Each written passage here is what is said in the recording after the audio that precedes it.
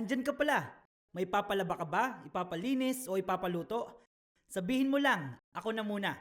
Ang atin kasing mga kasambahay, time out muna. Pamahalang lungsod kasi, may handog na espesyal na araw para sa kanila. Ito ang Araw ng Kasambahay 2026.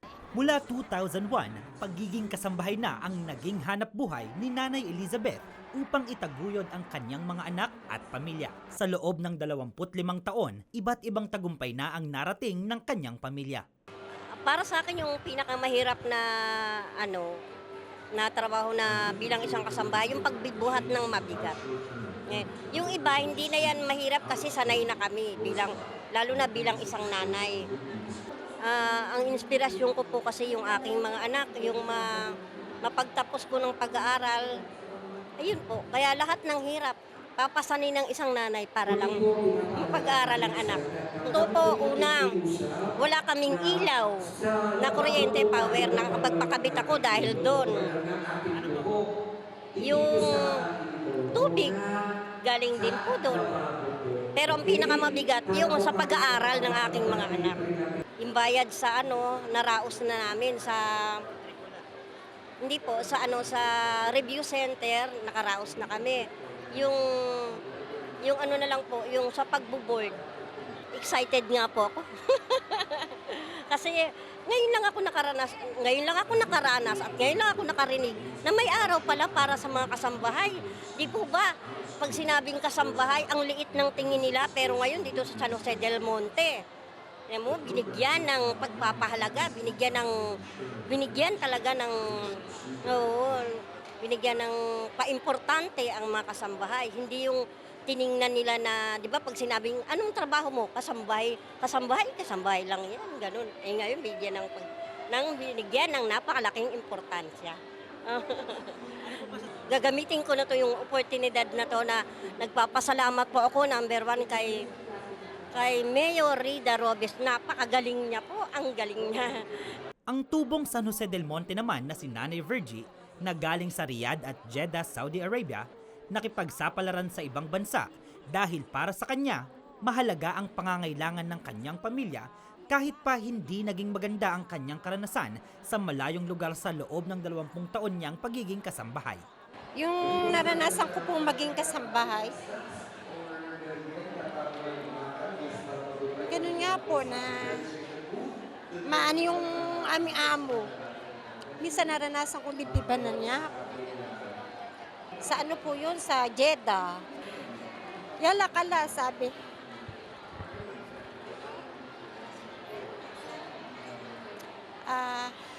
Yun lang po, na kami, tumakas kami nung dalawa namin katulong para pumunta ng embassy, ng embahada ng Jeddah. Opo, dahil nananakit na po. Naranasan ko pong, nanon ako ng parang samurai. Opo, lagi niyang nananakit sila sa amin. Hindi na kami nakatagal. Ginawa namin, tumakas kami. Para po sa mga anak ko. Kasi po, namatay po yung asawa ko. 5 po. Siyempre po, minsan po, merong na sa utang, ganun. May mga binabayaran. Kaya po naisipang magtrabaho. Yun po, pangarap namin na magkaroon kami ng magandang kinabukasan na makakatulong. Ngayon po natutuwa po ako sa itong namin dahil maganda po yung namin ito, makakatulong din po sa aming mga kasambahay. Masaya po.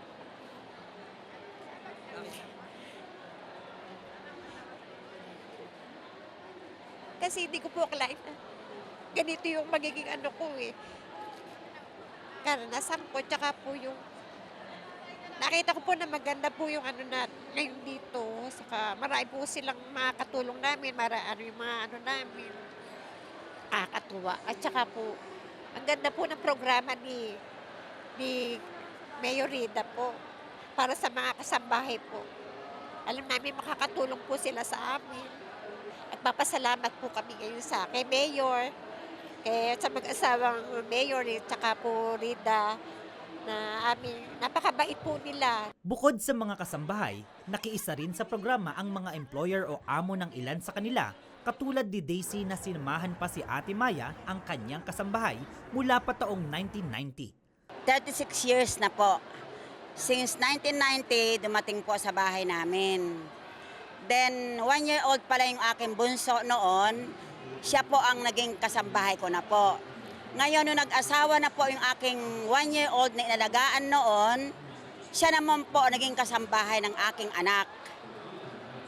Na hanggang ngayon po, siya pa rin ang aming kasambahay. Dahil ang turing ko po sa kanya kapamilya, kaya siguro po hindi umaalis sa amin dahil parang anak ko na po siya. Kaya binigyan ko ng halaga itong araw na ito. Hanggang sinamahan niyo po siya? Opo, sinamahan ko po siya dahil napakahalaga ng araw na ito para sa mga kasambahay katulad niya na napakatagal na sa akin. Parang pamilya ko rin po sila eh. Mabait sila sa akin, pati yung anak niya. Saka yung mga alaga ko, mahal na mahal ko yung mga alaga ko. Parang kapatid ko na rin yun. Yan lang po, sarap. Sabihin ko naman sa mga katulong, sana po mamahalin yung mga alaga inyo. Tita, salamat po. Hindi niyo ako pinapabayaan. Kayo ang pamilya ko po, wala nang iba. Yan lang po, sir. Sana po yung aking kapwang employer ay kailangan po pangalagahan nila ang kanilang kasambahay, na ituturing din po nila na ang isang kasambahay ay kapamilya din po. Sina Nanay Elizabeth, Virgie at Maya ay tatlo lamang sa higit 300 mga rehistradong kasambahay sa lungsod na nabigyan ng kasiyahan at pahinga sa Araw ng Kasambahay 2026 na handog ng pamahalang lungsod sa pangangasiwa ng Public Employment Service Office nitong Miyerkules, February 18 sa City Covered Court, Barangay Poblacion 1. Dinaluhan ito ni na Department of Labor and Employment o DOLE Central Luzon, Regional Director Geraldine Panlilio, DOLE Bulacan Labor and Employment Chief Jose Roberto Navata, DILG CSJDM Director Benedict Pangan, Office of the City Mayor Chief of Staff Juan Miguel Perez, Sangguniang Panlungsod Committee on Labor and Employment Chairman Councilor Oliver Robes na nagpaabot ng kani-kanilang mensahe at pagbati, gayon din ang mga punong barangay sa lungsod na katuwang sa pag-monitor ng kalagayan ng mga kasambahay sa lungsod. Ito pong special na araw na ito ay ang araw ng kasambahay na ginagawa po natin bilang pagtugon sa pangangailangan ng ating mga kasambahay na gusto nating malaman ng lahat ng mga kasambahay natin, mga kasama natin sa bahay, na sila po ay pinoprotektahan ng batas, pinoprotektahan po ng ating pamahalaan. Siyempre po through the Republic Act 10361, yung Batas Kasambahay, at siyempre iba pang mga programa na gusto pong itugon ng Department of Labor and Employment para malaman nila na sila ay kinokonsidera natin na isang malaking bahagi, no, ng success ng maraming mga kabahayan, ng maraming pamilya. At dahil dito, we want to ensure na they are not only protected of their rights, we also want to ensure na meron tayong mga magagandang programa para sa kanila, pati na sa kanilang mga pamilya. Ito din ay isang parang paanyaya sa lahat ng mga employers, ng mga tinatawag na amo, tinatawag na mga ate, na mga kuya natin, para malaman po natin na kailangan po nating ibigay yung karampatang benepisyo, karampatang mga social protection, karampatang sweldo, at iba pa pong mga benepisyong kailangan na matanggap nila upang mas makapagtrabaho sila ng maayos, mahusay. Pangunahing layunin nito ay maipagsama-sama natin yung mga rehistrado, legal na kasambahay natin dito sa lungsod ng San Jose del Monte. Dahil kinikilala ng tanggapan ng Public Employment Service Office and of course ng ating city government ang kanilang tulong, gabay sa paggabay sa bawat tahanan. Alinsunod doon sa Kasambahay Act, ito ay isang batas na mandato natin yung ating mga barangay na magsumite ng monthly report sa Department of Interior and Local Government. Katuwang din natin ang ating barangay. Ang tanggapan po ng Public Employment Service Office ay kasalukuyan nagde-develop po ng online app that focus on the kasambahay. And all the skills dito sa atin lungsod, isang pindot mo na lang, magparehistro ka, wala kang babayaran, at makita mo kung saan meron pang bakante na bagong oportunidad para sa iyo. Ito ay mas madali at mas mapoprotektahan natin yung ating mga mahal nating mga kasambahay at saka lahat po ng mga manggagawa dito sa lungsod ng San Jose del Monte.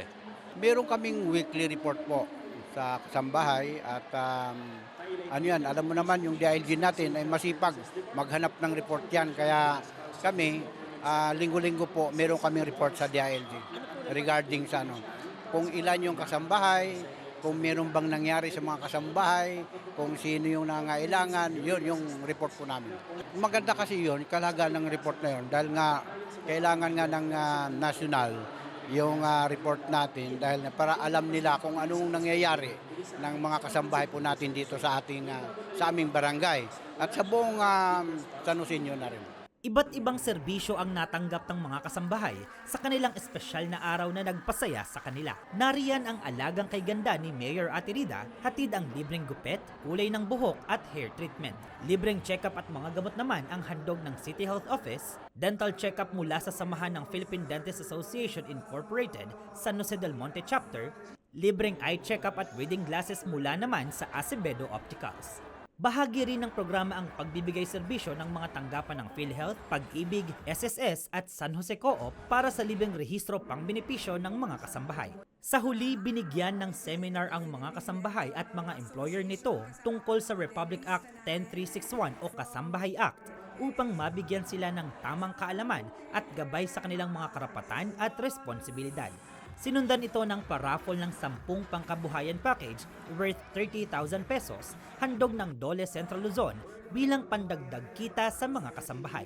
Nanumpa naman sa kanilang pledge of commitment ang mga kawani at mga punong barangay sa lungsod upang itaguyod ang pagpapahalaga, proteksyon at pangangalaga sa lahat ng mga kasambahay na San Joseño. Patuloy ang pamahalang lungsod sa direktiba ni Mayor Ate Rida Robes sa pagpapaigting ng aksyon ng lokal na pamahalaan sa pagbibigay ng maayos, disente at marangal na trabaho sa mga San Joseño at mapangalagaan ang kanilang karapatan bilang manggagawang Pilipinong nagsisilbing haligi ng ekonomiya ng bansa.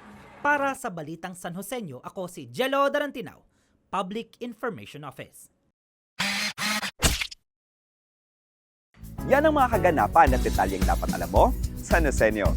Para sa napapanahong balita at informasyon, doble aksyon at solusyon, i-follow at mag-subscribe na sa mga official social media pages ng Pamahalang Lungsod ng San Jose del Monte, Bulacan. Maraming salamat, Arya San Joseño.